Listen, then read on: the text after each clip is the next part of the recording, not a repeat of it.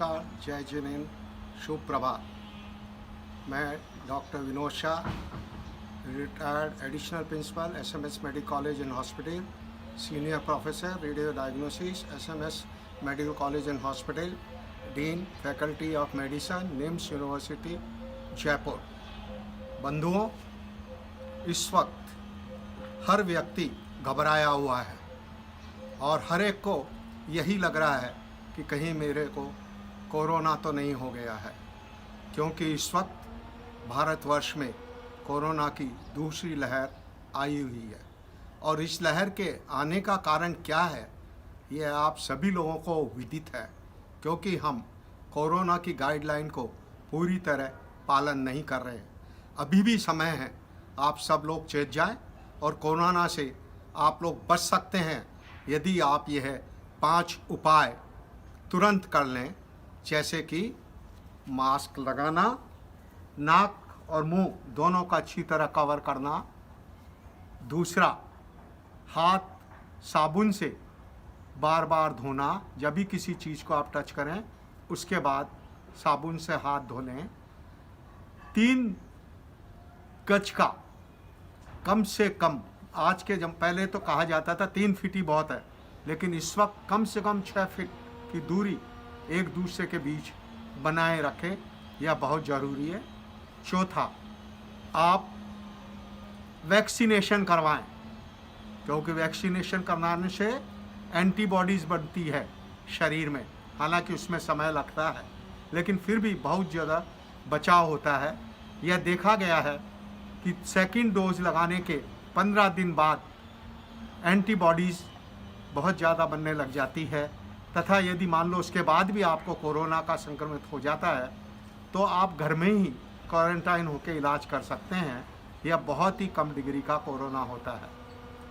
5वीं चीज़, आप घर की चिकित्सा आयुर्वेदिक चीज़ें जो अपने घर में मसालों में मौजूद रहती है उसका उपयोग करें और इम्यूनिटी बढ़ाएं, जैसे कि तुलसी, काली मिर्च, गिलोय, अदरक, लौंग, हल्दी, अश्वगंधा आदि कई चीज़ों का आप सब मिलाकर उसका रोज़ाना सेवन करें। सुबह सुबह उठें जब आप गर्म पानी पिएं, बैठकर गर्म पानी पीना, धीरे धीरे पीना बहुत कुछ फ़ायदा करता है। इसी के साथ भोजन के साथ साथ भी आप गर्म पानी पिएं, यह बहुत लाभदायक है। घर में अंदर का टेम्परेचर आप नॉर्मल टेम्परेचर रखें, रूम टेम्परेचर। एसी का कम से कम उपयोग करें। कंटिन्यूस एसी चलाना बहुत हानिकारक है, और यदि चलाएं भी आप तो 28 या 29 डिग्री के ऊपर ही एसी का उपयोग कर सकते हैं। यह तो हुई घर की से चिकित्सा करने की और आपको अपने बचाव के लक्षण। अब यह देखा गया है कि कई व्यक्तियों के एसिम्प्टोमेटिक होते हैं, जिनको कोई सिम्टम नहीं होता है। दूसरे ऐसे व्यक्ति होते हैं जिनके सिम्टम्स आते हैं, और इस मॉडिफाइड कोरोना में सिम्टम्स भी कई तरह के हो गए हैं। जैसा कि पहली बार माना जाता था कि यदि आपका गला खराब हो, बुखार हो, खांसी हो, सांस लेने में दिक्कत हो तो आपको कोरोना है। लेकिन अब इनके साथ साथ और भी सिम्टम्स आ गए, जैसे कि आपके पेट में दर्द होना, डायरिया होना, कॉन्स्टिपेशन होना, शरीर में थकावट होना, मन नहीं लगना, कमजोरी होना, भूख नहीं लगना। यह लक्षण भी इसके साथ साथ ऐड हो गए हैं। अतः आपको इन सब चीज़ों का ध्यान रखना है। यदि कोई भी लक्षण इनमें से आपके आता है तो आप फिलहाल 3 दिन तक सचेत रहें और सिम्टम के हिसाब से अपना इलाज कराएं। 3 दिन बाद भी यदि आपके सिम्टम परिशिष्ट करते हैं तो आप फिर RT-PCR टेस्ट कराएं। RT-PCR टेस्ट पहले तो 48 घंटे में रिपोर्ट आती थी, इसलिए व्यक्ति बहुत चिंतित रहता था, लेकिन अब यह रिपोर्ट शाम को या 24 घंटे के अंदर अंदर आ जाती है।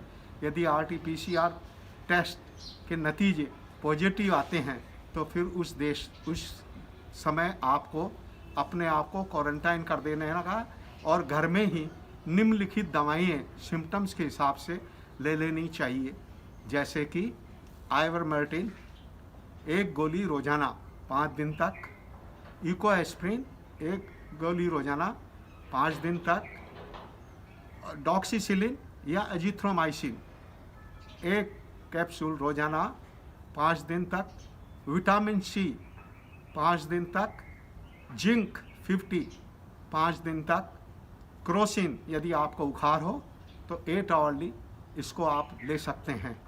इसके अलावा आप सादा स्वादिष्ट भोजन न लें, सादा भोजन लें ताकि आपको आताशय को ज़्यादा काम करने की नहीं रहे।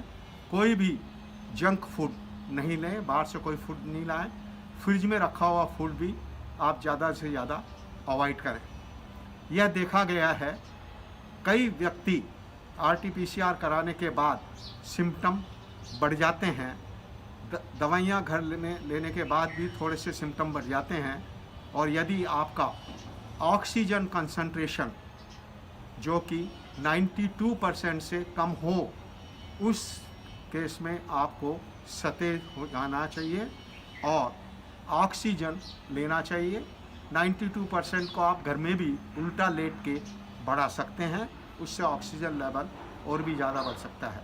लेकिन फिर भी यदि ऑक्सीजन लेवल 90% से नीचे आता है तो आपको तुरंत हॉस्पिटलाइज हो जाना चाहिए।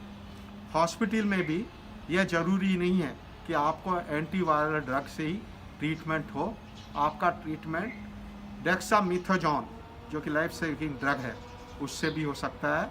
इसके साथ साथ ही एंटीबायोटिक की दवाइयाँ जो कि दी जाती है ड्रिप के अंदर इंट्रावेनसली, उनसे भी आप ठीक हो सकते हैं। उसके बाद भी यदि 7 दिन बाद भी यदि आप ठीक नहीं होते हैं और आपको दिक्कत आती है सांस लेने में, तो आप अपना CT स्कैन कराएं। CT स्कैन से आपको कंफर्मेशन हो जाएगा कि आपका लंग में कितना इन्वॉल्वमेंट हुआ है, लंग में कोई तकलीफ तो नहीं है। और लंग में CT स्कैन के स्कोरिंग के हिसाब से ट्रीटमेंट दिया जाता है।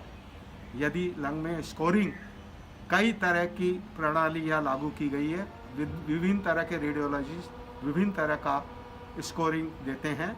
सामान्यतया राइट लंग में यदि अपर में कुछ ओपेसिटीज़ हैं तो हम उसको 0 to 25 तक मानते हैं, लेकिन सामान्यतः वो 0 से 5 भी होती है।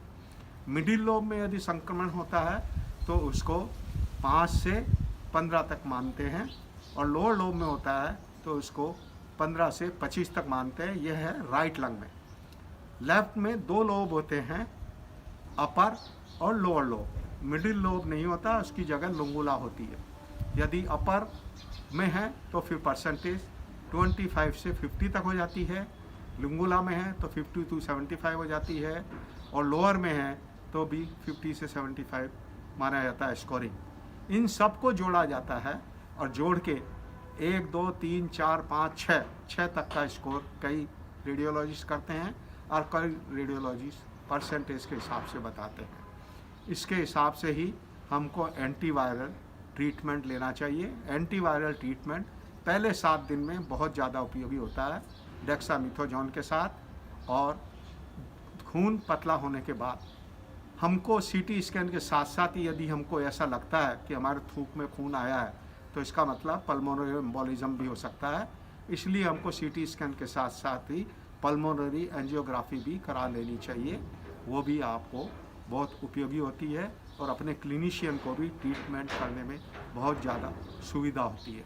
लेकिन सबसे जो अच्छी चीज़ है वो है कि हर व्यक्ति को कोई भी लक्षण आए तो 3 दिन के बाद उसको RT-PCR टेस्ट जरूर करा लेना चाहिए, और RT-PCR टेस्ट कराने के बाद ही उसको आगे बढ़ना चाहिए। यदि उसमें सांस की तकलीफ बनी रहती है, ऑक्सीजन लेवल 90% से नीचे आता है, तो तुरंत HRCT या CT स्कैन लंग करा लेना चाहिए, और उसके निर्णय के बाद ही आगे का ट्रीटमेंट कर लेना चाहिए, हॉस्पिटलाइज कराए। सामान्यतः जो भी अभी चल रहा है संक्रमण, उसमें 90% लोगों को घर में ही इलाज हो सकता है, क्वारंटाइन करके या आइसोलेशन करके। और आइसोलेशन का मतलब ये है कि वो एक कमरे में रहें, उसकी खिड़कियाँ वगैरह खुली रहे, हवा साथ आती रहे, उस कमरे में और कोई व्यक्ति नहीं रहे, उस कमरे में भोजन जो दिया जाए उसके बर्तन उसी व्यक्ति को यूज करने चाहिए, दूसरे को नहीं करने चाहिए। उसका टॉयलेट भी उसी को यूज करना चाहिए, दूसरे व्यक्ति को यूज नहीं करना चाहिए। और घर में जितने भी परिवार के लोग हैं वो सब मास्क लगा कर रहें ताकि उनको भी संक्रमण का खतरा नहीं हो। यही मेरे को आपसे निवेदन है, नम्र निवेदन है कि आप इन सभी चीज़ों का पालन करें। ये तो आप कभी भी कोरोना से संक्रमित नहीं होंगे, और यदि हो भी जाते हैं तो जो मैंने आपको उपाय बताए हैं उनका पालन करें और अपने आप को, अपने परिवार को, अपने देश को, अपने समाज को बचाएं। धन्यवाद। जय जिनेंद्र।